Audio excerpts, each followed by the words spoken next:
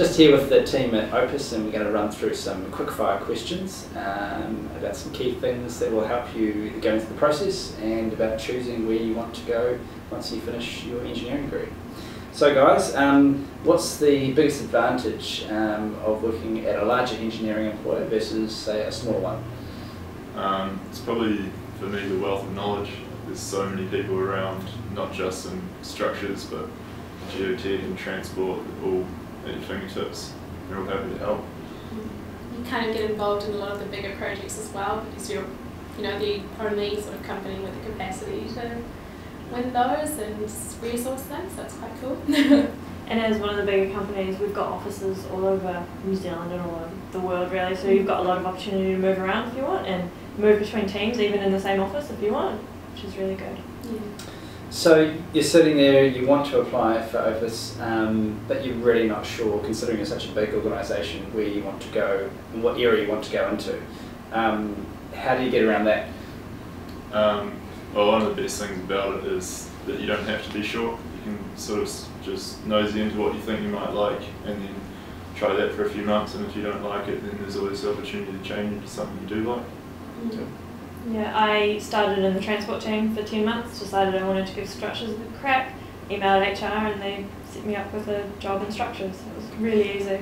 So there's no formal rotation, but you can rotate around if you'd like? There is a formal rotation, but if you like the team you've been based in, you don't have to move as well, so that's quite good. Cool. And what was the key consideration for you guys, and why you joined Opus?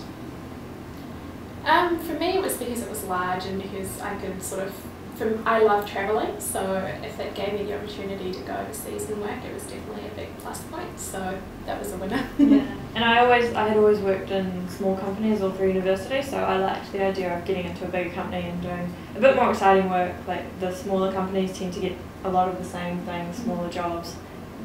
Our jobs are a bit more exciting. The same as Milena, with the opportunities to travel and move different places.